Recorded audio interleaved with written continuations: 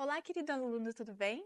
Meu nome é Kelaine e hoje nós vamos falar um pouco sobre hidrostática, que é a parte de física do segundo ano do ensino médio. Nós vamos basear no livro da CPB. Então, se você é um aluno que tem esse livro, já adquiriu esse livro, abra lá no módulo 1 e nós vamos falar um pouco sobre densidade, pressão, teorema de Esteve e uma pincelada em princípio de Pascal. Vocês já ouviram falar da implosão de um submarino? No dia 18 de julho de 2023, o submarino Titã foi visitar os destroços a 3.350 metros de profundidade do Titanic, mas não conseguiu chegar lá. Antes, ele implodiu. Mas como que não explodiu? Olha lá, implosão. Por que será que esse submarino, ele implodiu? Fiquem aí conosco, porque nós vamos responder essa pergunta no final da nossa aula. Vamos relembrar alguns conceitos importantes? Primeiro conceito importante é de densidade. O que é densidade? Densidade é a razão entre a massa, que é dado ali ou gramas ou quilos, tá? Dividido pelo volume ocupado pelo corpo. Então, é uma característica da minha substância. Como assim? Eu tenho um exemplo ali do lado, vocês podem reparar ali do lado, nós temos um óleo e água. Se eu misturar os dois e chacoalhar, depois de um certo tempo, olha aqui, ó, vai ficar em duas fases. Por que será que a água e o óleo não se misturaram? Porque eles possuem densidades diferentes. E as densidades é uma característica da substância, mas ela também pode ser mudada de acordo com a temperatura. Nós vamos falar um pouquinho mais sobre isso mais adiante. Então, olhem aqui. Quais são as unidades? Gramas por centímetro cúbico, quilos por metro cúbico. Quilos por metro cúbico é no sistema internacional. E às vezes ele aparece em quilos por litro. Tá? É importante vocês observarem que 1 grama por centímetro cúbico equivale a 1.000 quilos por metro cúbico. Isso é muito importante porque geralmente a gente usa o valor da água como 1 grama por centímetros cúbicos e que equivale a 1.000 quilos por metro cúbico. Então, densidade é uma característica da substância e é a razão entre a massa sobre o seu volume. Mas existe outro conceito muito importante, porque nós vamos unir as duas coisas, que é o conceito de pressão. Pressão, ela é proporcional à força, ou seja, quanto maior a força que eu aplicar sobre o objeto, maior vai ser a sua pressão. E a força é dado na unidade de newtons, dividido então por A, que é a área que é dada em metros quadrados, ou seja, força é proporcional à pressão, aumenta a força, aumenta a pressão, porém a área é inversamente proporcional. Se eu aumentar a área, diminui a pressão. Se eu diminuir a área, aumenta a pressão. Então, olhem aqui, ó. Vai doer ou não vai doer se você pisar num único prego?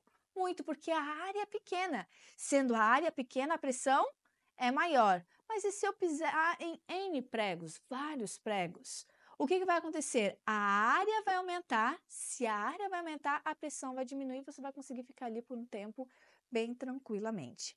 A pressão tem a unidade de Pascal, que é a unidade no sistema internacional, mas ela também vai vir em milímetros por mercúrio e em atmosfera. Tá bom? Outro conceito importante é pressão atmosférica. Pressão atmosférica é a força que o ar está exercendo sobre a Terra. Ou seja, o ar exerce uma força para baixo, tá? A pressão, quais são as características dela? A pressão, ela varia de acordo com a altitude e o clima. Quanto maior é a altitude, então olhem aqui, ó, maior é a altitude, menor vai ser a pressão atmosférica. Ou seja, menos ar vai estar acima da sua cabeça. Então a pressão vai diminuindo.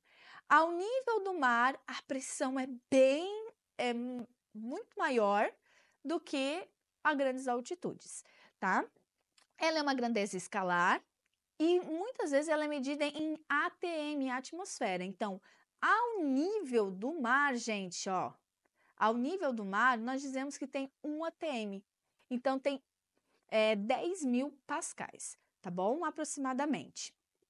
Ela é influenciada pela gravidade, porque é a gravidade que puxa o ar para a Terra, e é causada pela mistura de gases que compõem a atmosfera, porque só a gravidade puxando ia ficar uma camada fina aí de ar, mas por causa que como o ar, as moléculas do ar eles têm velocidade, então elas acabam se afastando.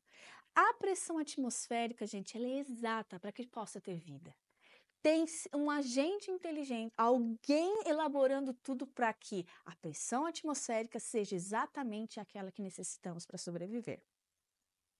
Mas eu posso juntar densidade, pressão e pressão atmosférica numa única fórmula? Sim. Mas antes, vamos falar sobre a água. Porque quando nós falamos lá sobre o submarino Titã, ele estava a 3.350 metros de profundidade, é onde estava lá os destroços do Titanic.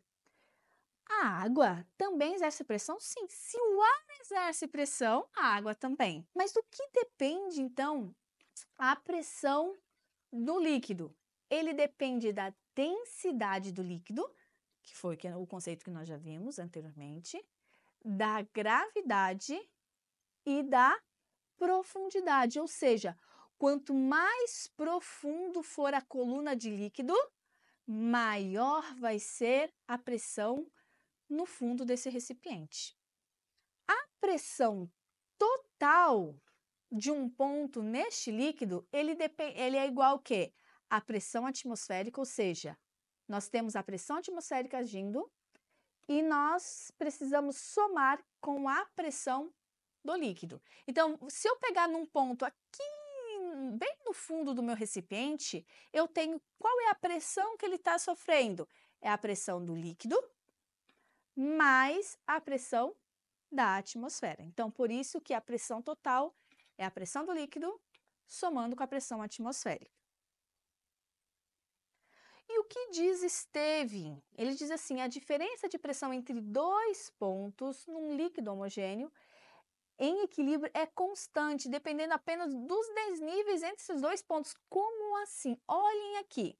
Se eu pegar um recipiente, fizer 3 aqui furos, buracos, tá? Quanto mais profundo for, ou seja, maior o tamanho da coluna de líquido acima deste ponto, maior é a pressão. Então, o jato vai mais forte. O segundo, olha aqui, o jato mais forte. Mas por que que esse aqui o jato não vai tão longe? Porque olha só a coluna de líquido. Ele está sofrendo influência, sim, da atmosfera, mas ele também está sofrendo a influência desse pouquinho de água acima desse ponto. Então, se eu pegar dois pontos distintos dentro do meu líquido homogêneo, a pressão entre ele vai ser a variação da posição. Como assim? Olha só essa imagem aqui, é melhor para se observar aí o que eu acabei de falar. Então, eu tenho o ponto N e o ponto M, certo? Aqui sofre uma pressão, que é a pressão dessa coluna de água mais a pressão atmosférica, e o ponto M sofre influência dessa altura de líquido aqui, mais a pressão atmosférica. Mas eu posso descobrir qual é a variação, que é o que Stevin falando, entre esses dois pontos. Como? Sabendo qual é a diferença, qual é a distância entre esses dois pontos. Sabendo a distância entre esses dois pontos, nós conseguimos descobrir a variação aí desta pressão. Fiquem ligados, tá bom? Que questões assim estarão lá no simulado de vocês. Então, variação de pressão, não esqueçam que é sempre dado em Pascal. Densidade do líquido precisa estar em quilos por metro cúbico. Então, se tiver em gramas por centímetros cúbicos, transforma em quilos por metro cúbico. Gravidade metros por segundo ao quadrado. E a variação da altura entre os dois pontos precisa estar em metros, tá? Foi isso que Stevin falou.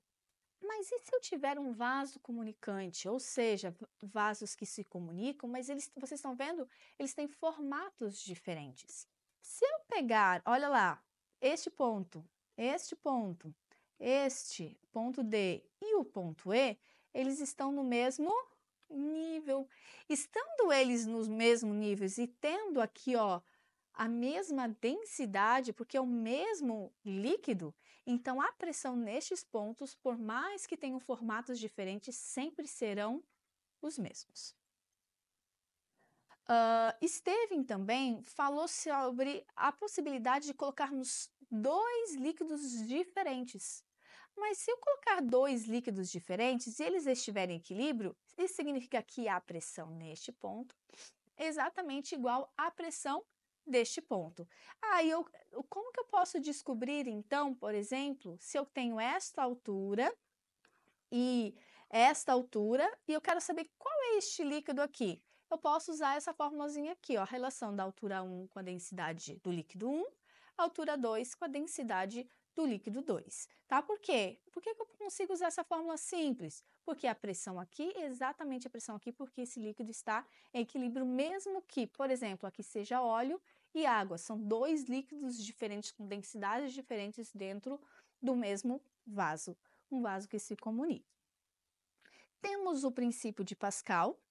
O princípio de Pascal, ele diz o seguinte: ao aplicar uma pressão em um ponto em um líquido em equilíbrio, essa variação propagará para todo o restante do líquido, fazendo com que todos os pontos sofram com a mesma variação de pressão. Ou seja, eu aplico a pressão de um lado, essa pressão ela vai se distribuindo por todo o líquido e ele vai aplicar a mesma pressão no outro lado. Só que vocês estão vendo aqui áreas diferentes. Lembra que pressão é força sobre área? Então, por ter áreas diferentes, a força vai ser diferente. Então, aqui, por exemplo, uma aplicação tecnológica é o elevador hidráulico, é a prensa hidráulica. Então, com uma pequena força, com a mesma pressão, eu consigo elevar, por exemplo, carros de toneladas, tá bom? Então, nós vimos sobre densidade, vimos sobre pressão, vimos que o ar exerce uma pressão, e nós chamamos isso de pressão atmosférica, e no nível do mar, 1 atm. Vimos que o líquido também exerce uma pressão. Então, o líquido, eu preciso saber a densidade dela, a gravidade e a altura. E vimos que, num ponto dentro do líquido, ele sofre a influência do líquido, a pressão do líquido, mais a pressão atmosférica. E depois vimos que eu consigo saber, por exemplo, a densidade de um líquido desconhecido se eu colocar eles num vaso comunicante. E vimos também que o teorema de Pascal, que nós podemos aplicar em várias aplicações no nosso cotidiano, que é a prensa hidráulica. Não esqueçam das unidades de medidas, mas não esqueçam do início da nossa aula. Porque no início da nossa aula nós vimos por que o submarino Titã ele implodiu.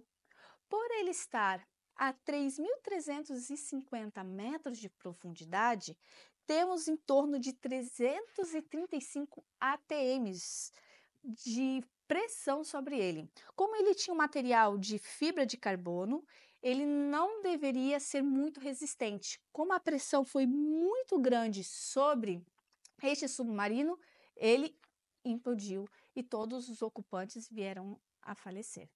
Então, ao mergulhar, não esqueçam que, além de sofrer a influência do ar, da pressão do ar, também iremos sofrer com a influência do nosso líquido.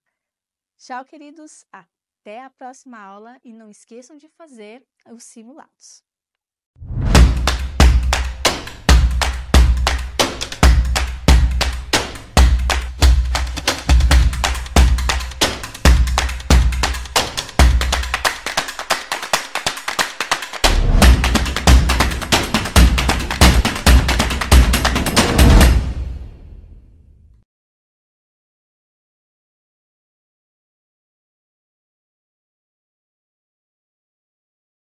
Oi, gente, tudo bem? Meu nome é Maura e eu vou estar com vocês ao longo de todo esse ano, no segundo ano, para nós estudarmos a biologia, essa matéria, essa disciplina, essa área tão linda da ciência que é tão complexa e maravilhosa. Você já está vendo aí, né, que tem o dinossaurinho.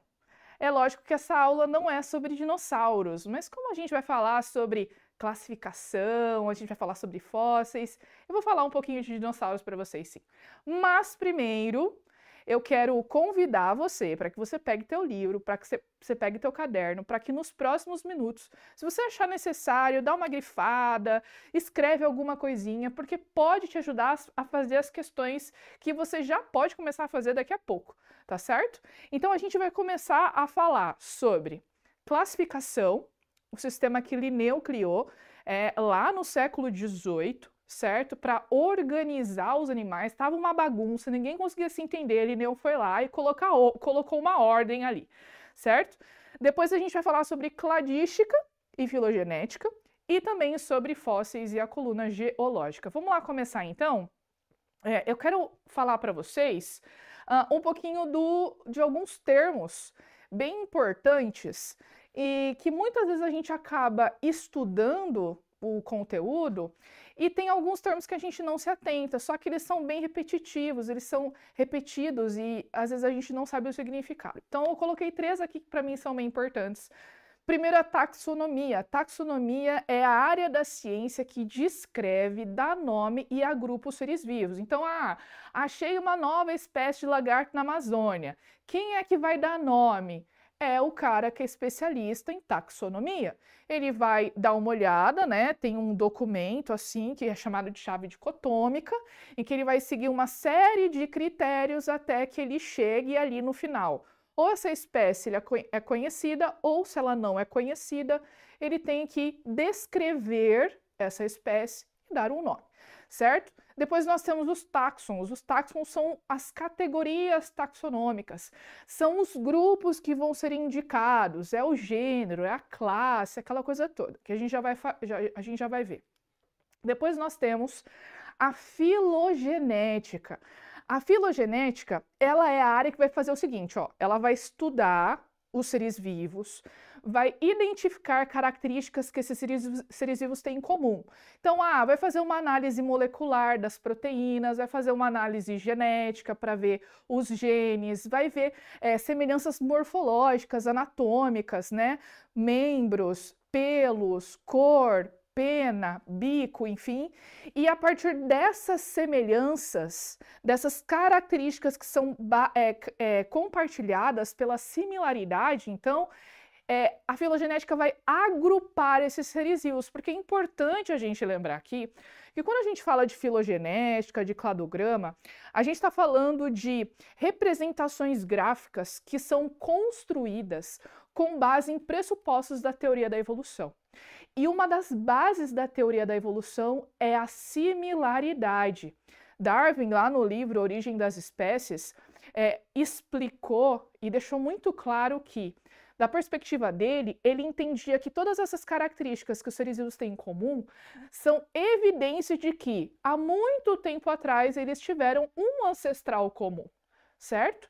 Então, a ancestralidade e essas características que são compartilhadas é muito importante para a teoria da evolução e elas são a base para a construção das representações que a gente vai ver mais para frente, tá bom? Então, eu coloquei aqui a imagenzinha do Linneu, porque, como eu disse no início, ele foi o naturalista que resolveu organizar, lógico que ele usou conhecimento que ele tinha na época, né? Lógico que também todas aquelas regras que ele criou, hoje em dia já foram atualizadas, outras foram mantidas, mas ele é muito lembrado na história da ciência como aquele que escreveu um livro que tinha todos esses critérios aí que foram importantes para organizar a taxonomia e os seres vivos da época. Com base nisso, nós temos as categorias taxonômicas, e você com certeza, seu professor já deve ter falado vários macetes para você poder decorar a sequência, né? Reino, filo, classe, ordem, família, gênero, espécie. Tem o famoso refigofage, né? Enfim, você pode usar o macetinho que o teu professor te deu, escreveu no quadro para você, não importa, mas é importante que você entenda essa organização e essa hierarquia das categorias taxonômicas. Então veja que a gente começa aqui com o reino. O reino é a maior de todas. Dentro de um reino, eu tenho muitos filos, né? Na hierarquia tá abaixo. E aí, dentro de um filo, eu tenho muitas classes. Eu vou dar exemplo depois, tá? Fica tranquilo, porque eu vou mostrar um exemplo de classificação de um animal aqui. Então, a gente tem o reino, que é o maior, o filo, que está dentro do reino, e depois um filo tem várias classes. Dentro de uma dessas classes do filo, tem várias ordens. Dentro de uma ordem dessa classe, tem várias famílias. Dentro de uma família, há vários gêneros. E dentro de um gênero, há várias espécies. Veja que eu coloquei aqui uma setinha, né?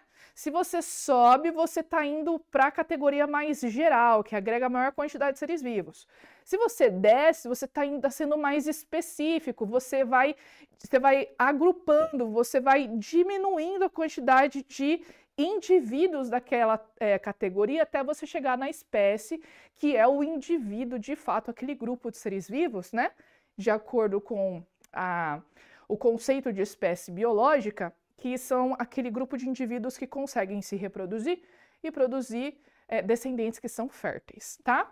Regras de nomenclatura rapidinho, tem aí no teu livro, acompanha comigo. Primeiro, todas as palavras devem ser latinizadas, tá? Então, por exemplo, eu descobri uma espécie aqui no Brasil, eu quero colocar alguma referência ao Brasil, eu coloco lá brasilienses, tá? Nunca vou colocar Brasil.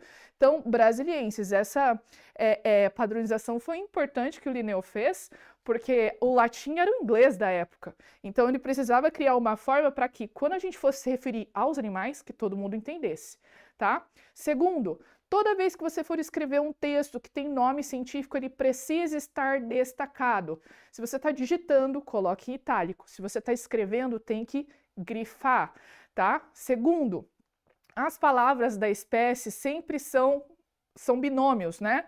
Com as suas exceções aí, mas em linhas gerais são binômios. Então você sempre vai ter dois nomes.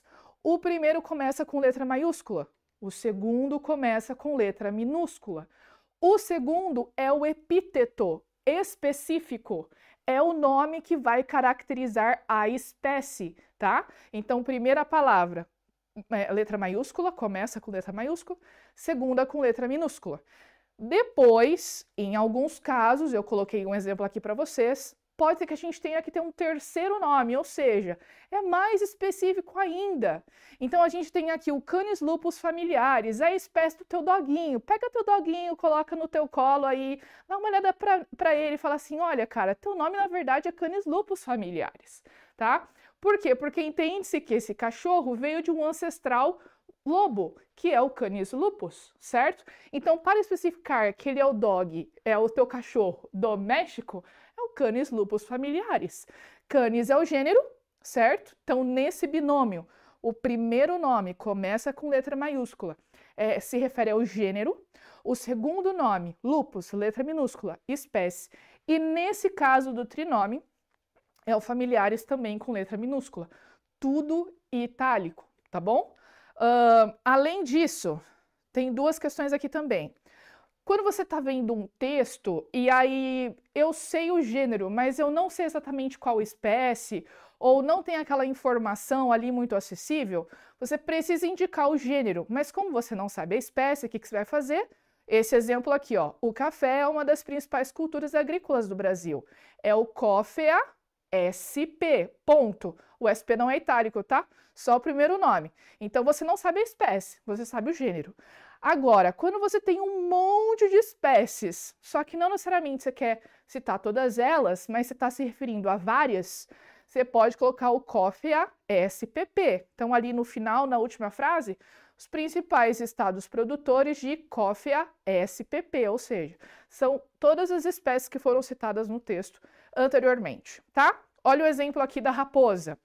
É raposa vermelha, né? É mais comum ali no hemisfério norte. Então, nós temos o reino Animalia, filo Chordata, vamos estudar esse filo esse ano. Classe Mammalia, dos mamíferos. Ali tá errado, tá, gente? É reino, filo, classe, ordem carnívora, tá bom? Corrijam aí. Ordem carnívora. Depois nós temos a família Canidae, tá? Canidae. esse sufixo dae e dae se refere à família, então nem sempre você precisa saber exatamente o nome da família. Se você vê o idae ali, é família, tá? Família Canidae, gênero Vulpes, e olha só a espécie, Vulpes vulpes. Então, o gênero é Vulpes vulpes, tá? É a espécie aí da raposa vermelha. Se você quiser classificar teu cachorro, vai a mesma coisa até a família Canidae, porque o cachorro é dos canídeos. O gênero é Canis, a espécie é Lupus familiares, tá? E as subespécies familiares, né? Teve uma atualização nesse século XX, né? Houve aí ao longo da história várias atualizações, mas nós temos aqui duas muito importantes, que foi proposta em 1969 por Whittaker e por Hulse em 1990. O Whittaker estabeleceu 5 reinos: reino plant, reino animalia, reino protista, reino fungi e reino monera. Whittaker, 69. E depois Hulse, em 1990, ele estabeleceu que existe uma categoria acima de reino. Então, acima de reino, nós temos aí domínios. Então, são 3 domínios. Nós temos o domínio bactéria, que a gente vai estudar reino monera esse bimestre, né? Então, nós temos aí bactéria, o domínio. Nós temos o domínio arqueia e eucariota. Se você reparar aí, essa é uma árvore filogenética, certo? Que eu vou falar daqui a pouquinho. O vermelhinho, que é o arqueia, está bem mais pertinho do eucariota do que com o da bactéria. Isso significa que, para os cientistas, né, o arqueia, as arqueias, que são procariontes, têm mais semelhanças com os eucariontes do que com as bactérias, tá? Como eu disse, aquelas questões de similaridade que são usadas para classificação. Cladogramas e árvores filogenéticas, né? Eu falei para vocês aqui no slide anterior que era uma árvore filogenética, tá escrito aqui em inglês, né? Só que aqui a gente tem 2 exemplos, ó, de árvores, de cladogramas no caso, né?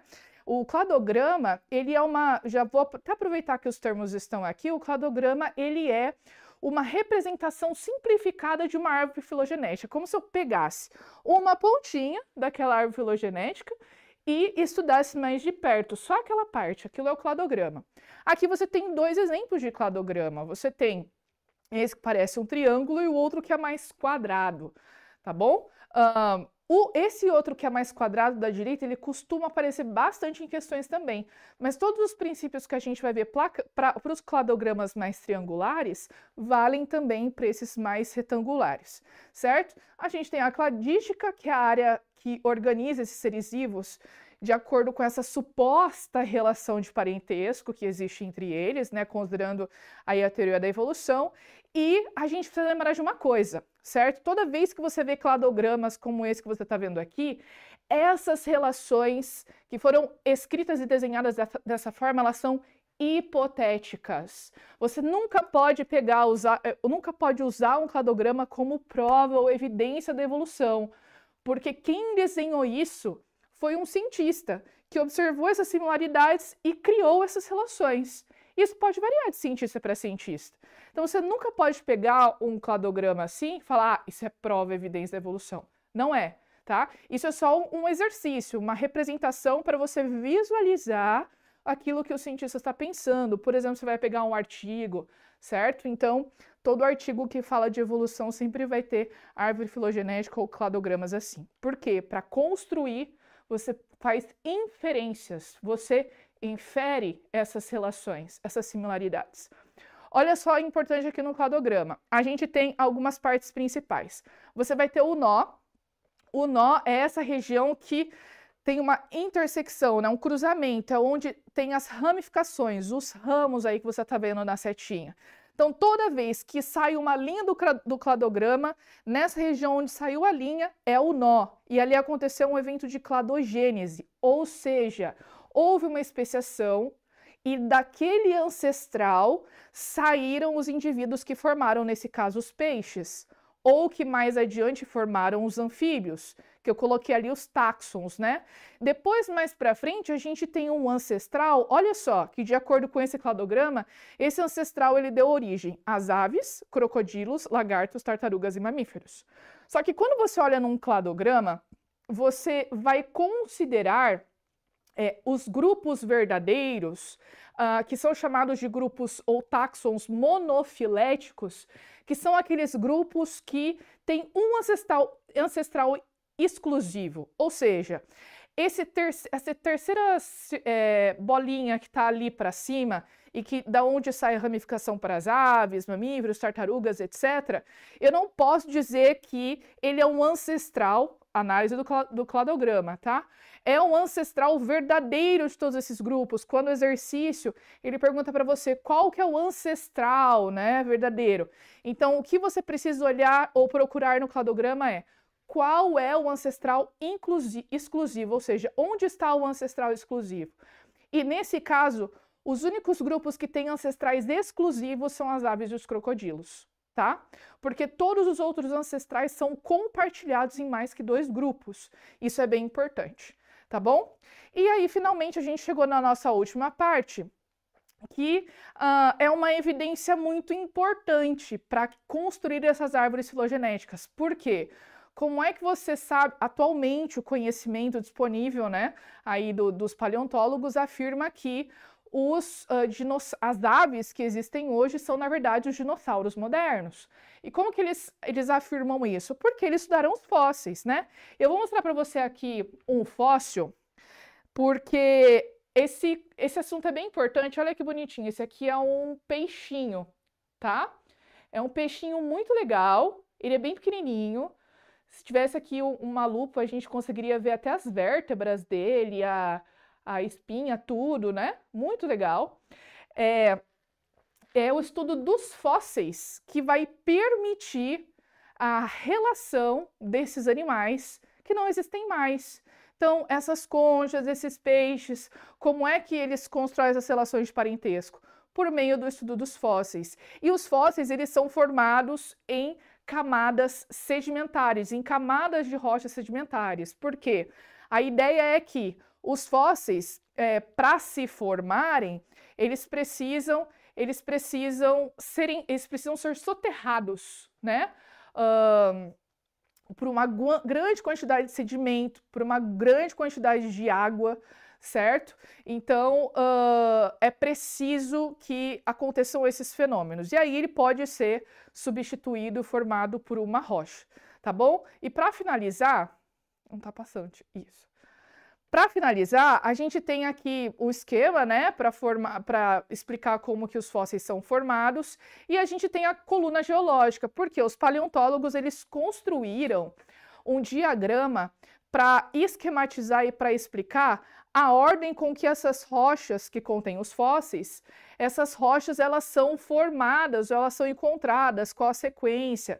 Porque existe uma coisa chamada de princípio da superposição, ou seja, as rochas que estão mais embaixo se formaram primeiro e todas as que estão em cima são mais recentes do que aquelas que estão mais embaixo. E a teoria da evolução entende que isso tem a ver com o tempo, né? Então, a que está embaixo é mais antiga, a que está em cima é mais recente. E aí a gente tem a coluna geológica. A coluna geológica, eu não vou ter tempo de falar muito aqui, mas ela é dividida em 3 eras. Tá? Nós temos os éons, que são os períodos maiores, e depois nós temos as 3 eras, paleozoica, mesozoica e cenozoica. A paleozoica é a era onde tem a diversificação dos invertebrados, onde aparecem os peixes, onde aparecem os primeiros anfíbios e os primeiros répteis no final do Permiano. Depois a gente tem a mesozoica, dos répteis, grande domínio dos dinossauros, né, bem famosa. No final do Cretáceo surgem os primeiros mamíferos que vão dominar o nosso planeta de acordo com a teoria da evolução na era cenozoica, certo? Então, todos aqueles fósseis que eu mostrei para você um aqui e outros que são achados como aquele ali do início da apresentação, eles são achados no meio dessas rochas e de acordo com a posição dessas rochas, e aí os paleontólogos falam, tem tanto tempo, a idade, etc, tá? O modelo criacionista interpreta essa questão do tempo de uma forma diferente. Talvez em alguma outra oportunidade a gente possa falar melhor sobre isso, tá certo? Espero que você tenha gostado da aula e a gente se encontra na próxima oportunidade. Até!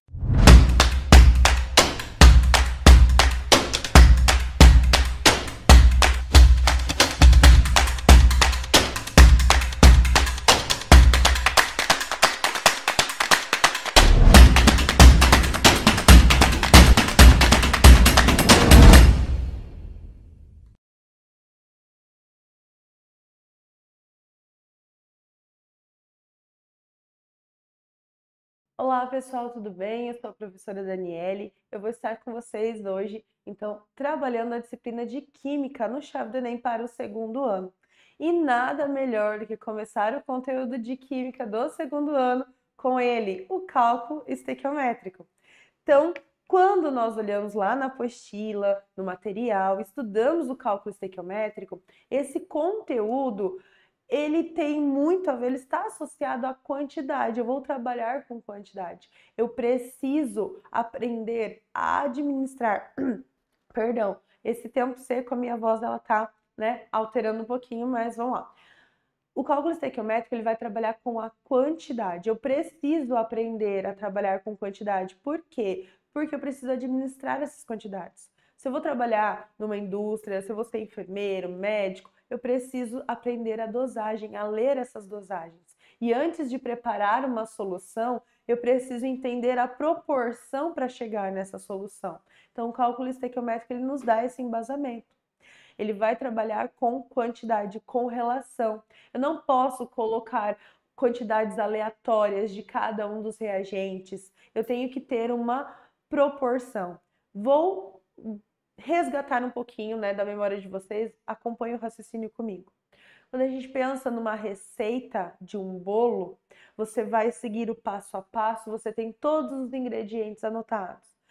E aí o que vai acontecer? Se você misturar certinho, se der tudo certo, não sair nada de errado, se tiver mão boa, como dizia minha avó, vai dar um bolo levinho, saboroso no final do processo.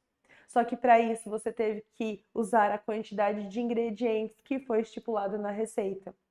E é a mesma coisa no cálculo estequiométrico. Quando eu quero produzir uma quantidade de soro, quando eu quero produzir uma quantidade de um determinado medicamento, quando eu quero identificar a produção, né, ou eu quero neutralizar alguma reação, eu preciso saber quanto eu vou colocar, porque eu não vou gastar ingrediente à toa. Quando eu vou lá na padaria, o padeiro ele não colocou a quantidade de ingrediente que ele quis, porque senão não dá certo, senão tem desperdício. Se tem desperdício, o dono do estabelecimento ele perde e ninguém quer perder. Ele quer entregar um produto bom usando o que? A quantidade certa de ingredientes. Então, por que eu tenho uma receita? Para trabalhar com a quantidade. E o cálculo estequiométrico, ele vai trabalhar com essa quantidade. Também trabalha a proporção. Porque se eu preciso de 4 ovos para fazer um bolo, que vai dar ali 20 porções, vamos assim dizer, se eu quiser aumentar para 40 porções, eu não vou aumentar, não vou dobrar só a quantidade de ovos, porque não vai dar certo. Eu preciso dobrar a quantidade dos outros ingredientes também. A mesma coisa que se eu colocar a mais o ingrediente, não vou seguir receita não, deixa aqui que eu vou fazendo aqui, né, no olhômetro. Quem tem experiência acerta, né, de primeira. Ou de primeira não, depois de vários anos. Mas eu não tenho experiência, então eu não posso sair ou colocar no olhômetro, eu tenho que seguir a receita. Porque se eu colocar mais de um, se eu colocar muito mais farinha do que pede, a chance, a probabilidade dele ficar aquele bolo maçudo, né, mais pesado, indigesto, é muito maior. Então eu vou ter que jogar fora, porque ninguém vai comer, então teve um desperdício muito grande. E a gente não pode desperdiçar. E isso também na indústria, não pode ocorrer desperdício. Então, o cálculo estequiométrico ele vem para nos dar esse suporte, essa base, ok? Bom, quando nós olhamos lá no capítulo do livro sobre cálculo estequiométrico, nós temos aqui um desenho, certo? Antes da seta eu tenho os ingredientes, os reagentes e depois da seta eu tenho o produto. O que vai acontecer aqui, ó?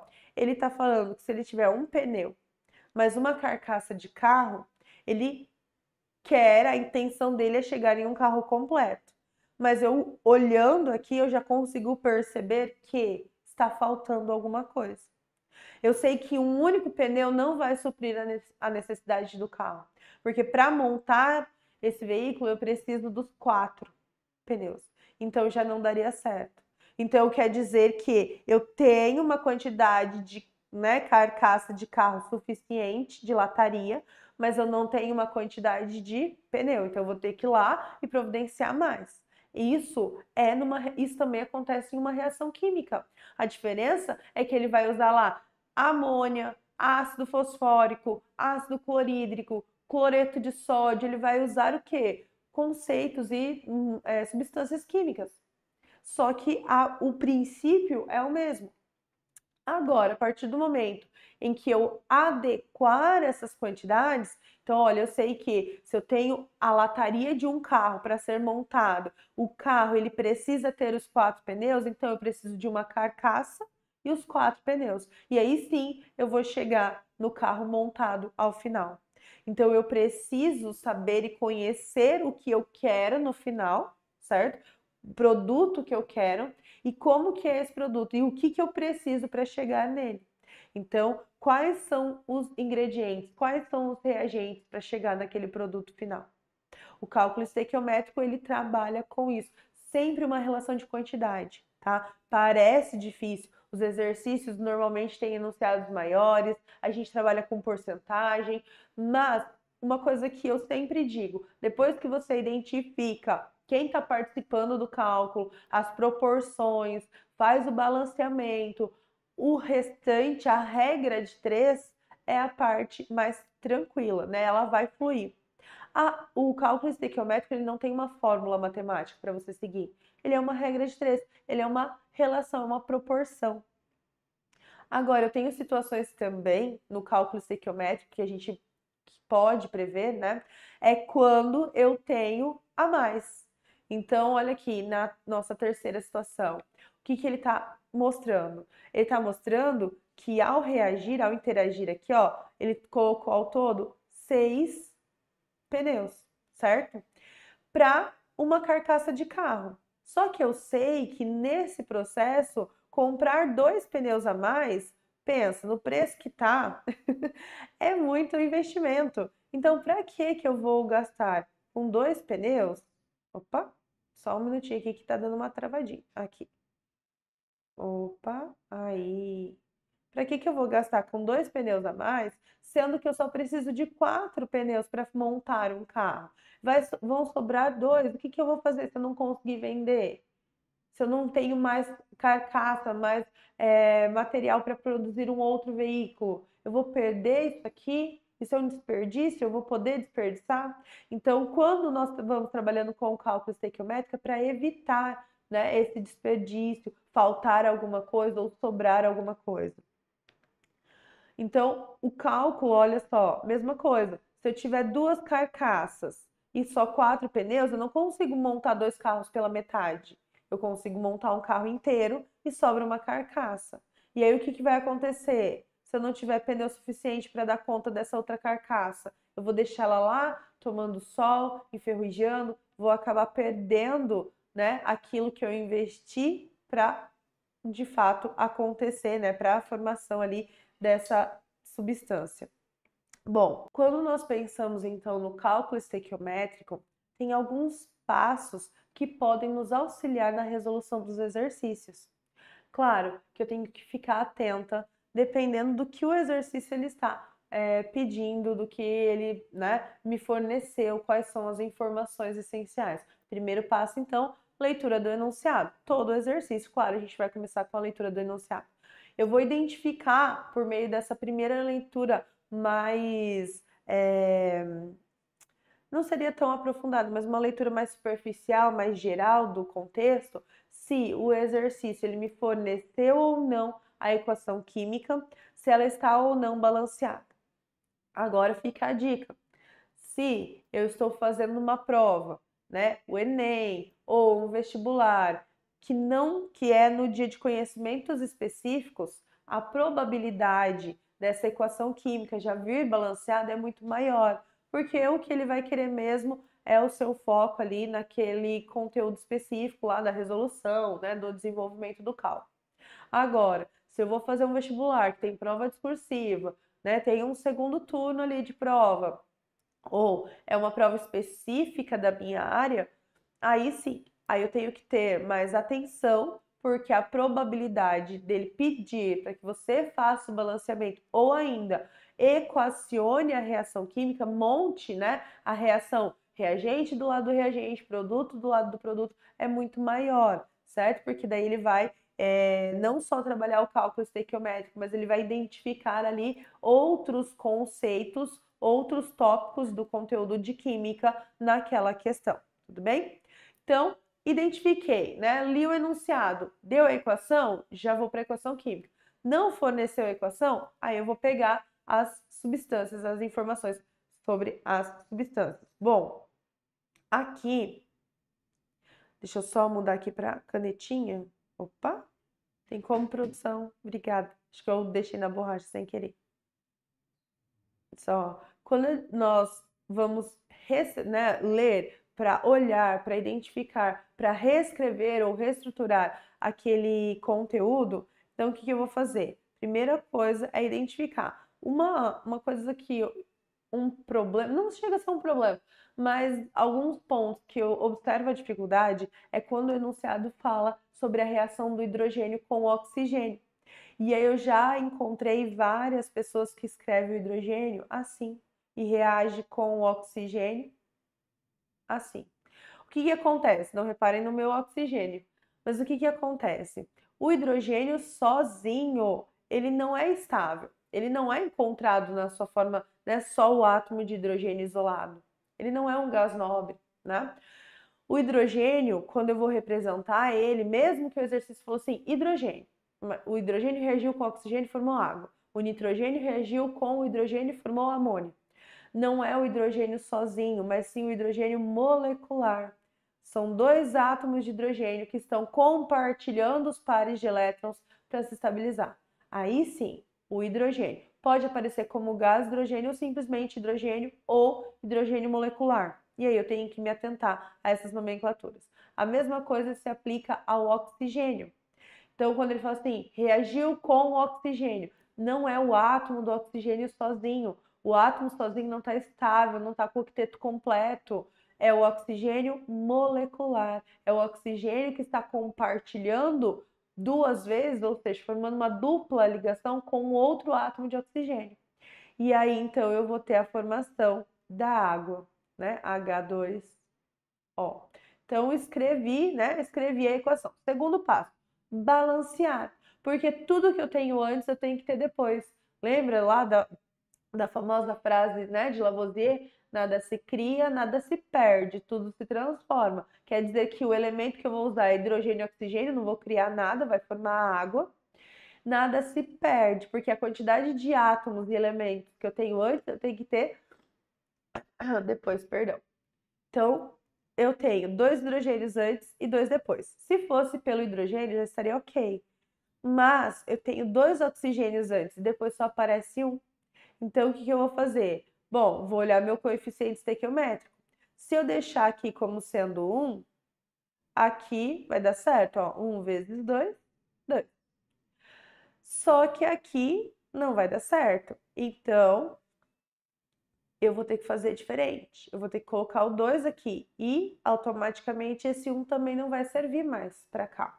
Por quê? A partir do momento em que eu coloquei o 2 aqui, ele vai multiplicar o hidrogênio. Então, 2 vezes 2, 4.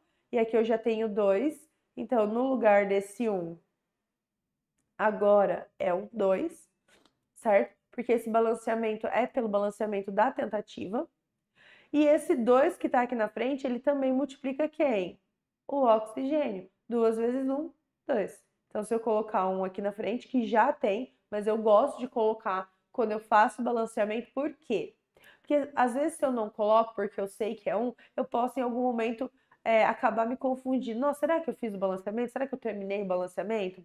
Então, uma dica preciosa, coloque todos os coeficientes estequiométricos na frente ali das substâncias, mesmo sendo o número 1, só para você falar assim, não, aqui eu já balanceei, tá tudo certo, tá? Fez o balanceamento da equação, tá todo mundo, né, equacionado ali bonitinho, já sei quanto tem de cada um, você vai escrever a proporção em mol, porque esse coeficiente que está aqui na frente, eu vou trabalhar com ele em mol. Então, eu sei que 2 mols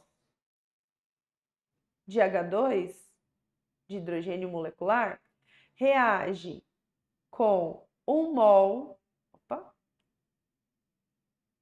1 mol de O2, opa, acho que eu tô muito em cima, né? Eita, produção, você pode apagar para mim só esse último, essa última linha aqui, ó, que eu vou para baixo. Então, quando eu vou escrever a proporção em mol, né? Então, pode deixar. Obrigada. Tá tudo certo. Aí, opa, eu vou subindo aqui. Quando eu vou escrever a proporção em mol, então eu tenho que 2 mols de H2 vão reagir com 1 mol de O2 e vai produzir ao todo 2 mols de H2O, de água. Então eu escrevi a minha relação em proporção de mol. Por quê? Porque se o exercício for trabalhar com gramas, com litros, eu vou partir do mol, eu vou partir da massa molar. Então, no passo 4, ele pede para você escrever a proporção das unidades fornecidas ou solicitadas pelo sistema, pelo problema. Se eu tenho 2 mols de hidrogênio e ele quer trabalhar com gramas, o que eu vou fazer? Eu vou pegar e achar a massa molar, e é uma forma de eu pegar esse mol aqui e converter ele em gramas. Se ele quer trabalhar com litros, se for gás, na CNTP, né, nas condições normais de temperatura e pressão, 1 mol, uma porção de qualquer gás, de qualquer substância no estado gasoso, vai ocupar o volume de 22,4 litros. Então, você tem todos, né, os subsídios necessários e as informações para dar continuidade no cálculo. Então, seguir esses passos, para quem está iniciando no cálculo estequiométrico, ajuda muito a organizar a ideia, a organizar, né, o pensamento ali, a organizar a sua equação química. Outra dica é colocar sempre mol do quê? Né? Não colocar assim, ó, 2 reage com 1, forma 2. 2 o quê? 1 o quê? Forma 2 o quê? Não sei, sabe? Porque daí, em algum momento, você pode, né, se confundir ali na resolução e acabar tomando uma proporção, um caminho errôneo. Então, você vai colocando o mais detalhado possível, principalmente nesse começo, e aí você vai desenvolvendo o cálculo. Quando você já tem uma certa afinidade, já está, né, muito mais tranquilo, muito mais seguro com exercícios desse estilo, aí você já vai, né, na proporção, você já vai levando, né, o exercício com maior leveza, não precisa detalhar tanto. E o passo 5, não menos importante, né? Claro, que é o cálculo necessário para a resolução do problema. E aí você vai trabalhar com base em quê? Depende. Se ele me deu um reagente, um produto, eu vou trabalhar com os dois. Eu tenho que identificar com quem que eu vou trabalhar, certo? Então, eu tenho ali, às vezes o exercício ele me fornece uma quantidade de um reagente, quer saber quanto que eu vou produzir. Se eu trabalhar com reagente em excesso e reagente limitante, o exercício sempre vai fornecer a quantidade dos 2 reagentes envolvidos, e aí eu tenho que ver qual que ele colocou a mais, qual que vai acabar primeiro, porque aquele reagente limitante, ele limita, acabou, a reação para por ali. Então, tudo que eu produzi até ele acabar, certo? Depois, o que sobrou é excesso, é desperdício. Lembra do desperdício que eu falei? Então, é importante a gente conhecer, né? É importante fazer esse tipo de cálculo para que não ocorra nenhum desperdício, para que não sobre nada, para que você não tenha um prejuízo no final, ok? E aí, com todos esses, né, esses 4 passos e o 5º passo, que é a resolução do cálculo, a gente fecha, então, o cálculo estequiométrico. Depois, as variantes, elas só vão trabalhar com as quantidades de forma diferente, mas os passos para realizar o cálculo são sempre os mesmos. E é isso, pessoal.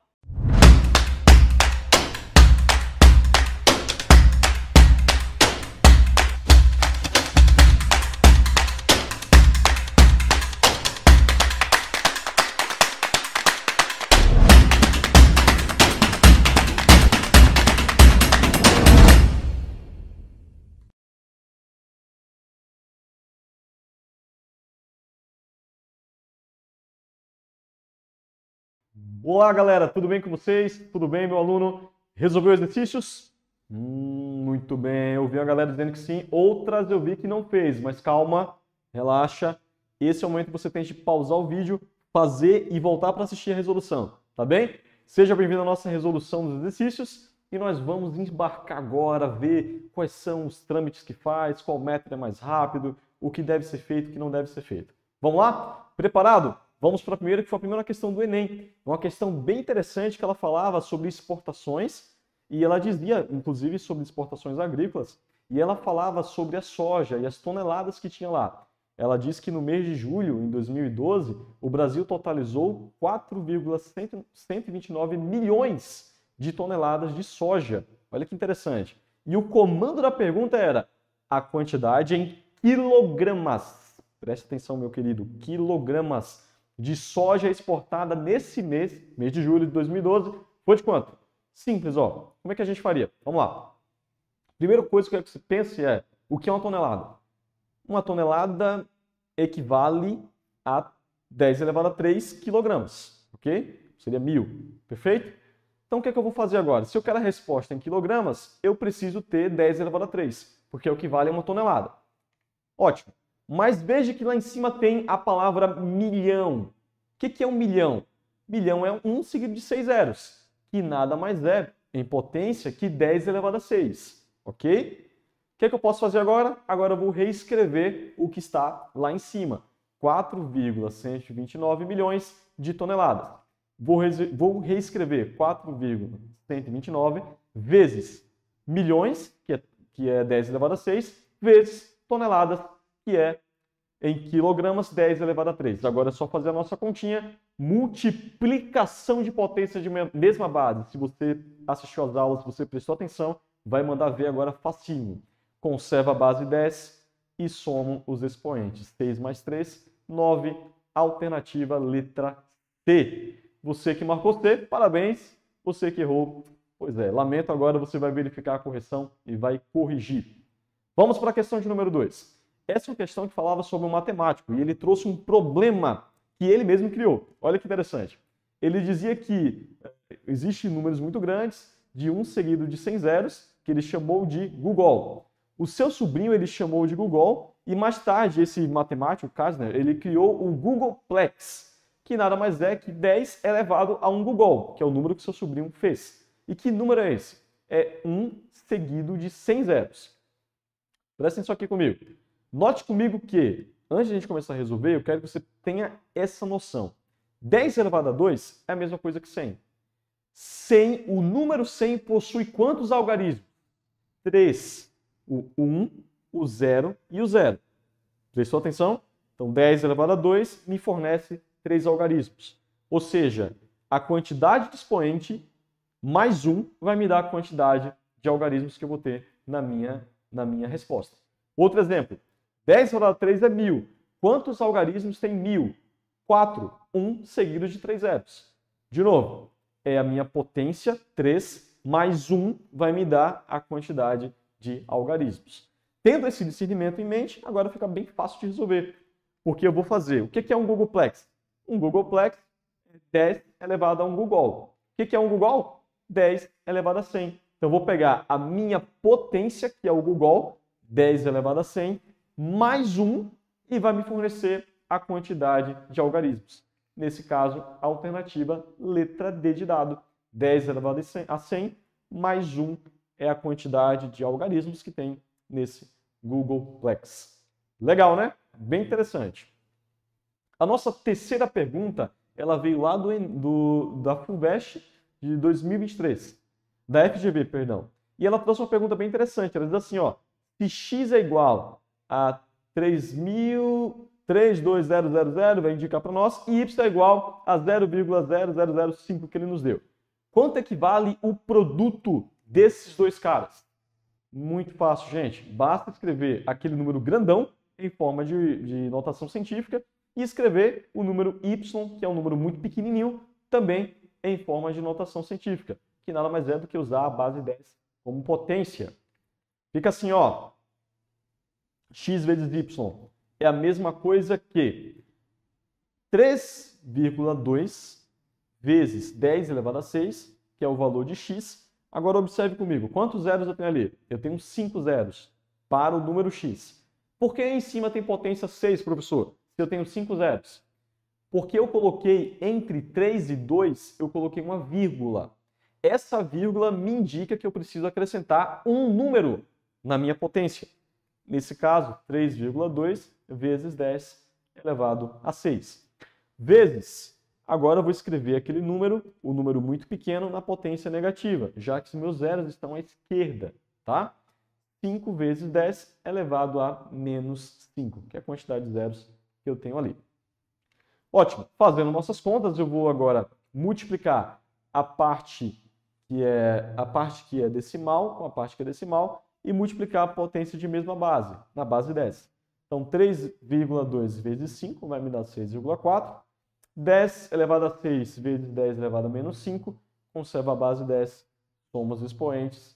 6 mais menos 5 é igual a 1.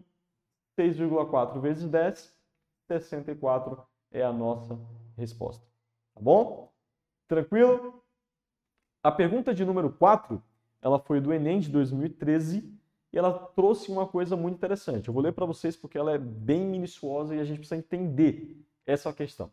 Muitos processos fisiológicos e bioquímicos, tais como batimentos cardíacos, a taxa de respiração representa escalas construídas a partir da relação entre a superfície e a massa do volume desse animal. Uma dessas escalas, por exemplo, considera o cubo da área da superfície de um mamífero proporcional ao quadrado da sua massa. Isso é muito importante. Então, esse S aí, que é o nosso volume da superfície, ele é o cubo da massa ao quadrado, só que ele é proporcional a uma constante K. Então, a gente vai querer encontrar qual é a relação que expressa isso. Basta você fazer uma simplificação muito simples e escrever utilizando a propriedade. Você vai perceber que essa superfície é igual a constante K, que é proporcional, elevado a 1/3 vezes 2/3 da massa desse animal. Alternativa, letra D. A quinta pergunta do Cefet lá do Rio de Janeiro, e ele queria saber por qual número devemos multiplicar o número 0,75, de modo que a raiz quadrada desse produto seja 45. Fácil. Você vai pegar a raiz quadrada de 0,75 vezes um número n qualquer, tudo isso igual a 45, que é o valor, o resultado obtido. Daí você vai só fazer a brincadeira de reajustes. Você vai pegar essa raiz quadrada, vai mandar para o outro lado como potência e vai desmembrando ela até achar o valor de n. Lembre-se que aí você vai recair numa equação do primeiro grau. Então é simples, simples de resolver. Alternativa letra A, 2.700. A nossa sexta, ela diz que o número A é inteiro positivo, então podemos afirmar que o valor dessa expressão aqui é o quê? Simples, pessoal. Olha só como é fácil essa questão. Eu tenho o valor de 8, menos 9 e 10. Eu vou colocar em evidência tudo aquilo que não for raiz de A. Ou seja, esses valores. E aí fica bem simples de resolver. É só fazer 8 menos 9 e somar com 10. Resposta 9, alternativa letra D de dado. A sétima, ela fazia uma pergunta muito simples sobre juros compostos. Ela queria saber qual seria o juro que você ia determinar. Você vai escrever os dados, vai aplicar na fórmula, vai achar o valor do montante, que nesse caso foi 114,49, e aí você vai lembrar, o que é juro? Juro é montante menos capital, tá? Eu estou partindo da fórmula, montante é igual a juro mais capital. Você vai fazer o processo inverso para achar esse valor. Ou seja, o juro obtido foi 14,49. Alternativa letra C. A oitava, ela também era de juros compostos e ela pedia para nós fazermos uma simplificação, tá? Ela queria saber qual era o valor desse nosso montante. Então você também ia pegar os valores obtidos, ok? E ia colocar na fórmula dos juros compostos, onde nós temos o capital é igual a 1 mais a taxa elevada ao tempo, e você obteria esse valor. A nona pergunta, ela perguntava, era bem direta, ela queria saber quem eram os juros simples. E aí vem uma grande questão, porque ela te deu esse valor da taxa, ela te deu ao ano, porém o tempo está ao mês. Então você precisa transformar essas duas grandezas. Lembra que eu falei? Lá na aula de juros, quando eu tenho duas grandezas diferentes, eu preciso transformar para deixar na mesma grandeza. Nesse caso específico, eu dividi o 30% em 12 meses, já que o tempo era em meses. Então, cada mês equivale a 2,5. fazendo as nossas contas, nós encontramos o capital de 960. A última pergunta era do Enem de 2011 e ele queria saber o que é que rendia mais, se era poupança ou CDB. Lembre-se que para a poupança o imposto de renda era isento, para o CDB era 4% sobre o que ganhou, tá? Então, fazendo as contas da poupança, a gente obtinha ali um valor de 502.800. Para o CDB, a gente encontrava um valor de 4,38 de ganho, porém, o CDB tem que tirar o imposto de renda, que é quanto? 4% sobre o que ganhou. Ou seja, 4% de 4,38, que era o ganho. Então, de imposto, você vai tirar 0,17 centavos. 4,38 menos 0,17 é 4,21. Então, o nosso montante do CDB é R$ 504,21. Obviamente que o mais viável para se fazer é ficar com o CDB alternativa letra B. E aí, querido amigo, tudo certo, querido jovem? Mandou bem? Resolução na tela para vocês. Qualquer dúvida, volta o vídeo, observe as resoluções e fique com Deus. Forte abraço, estamos juntos para a nossa próxima resolução na próxima aula. Até mais!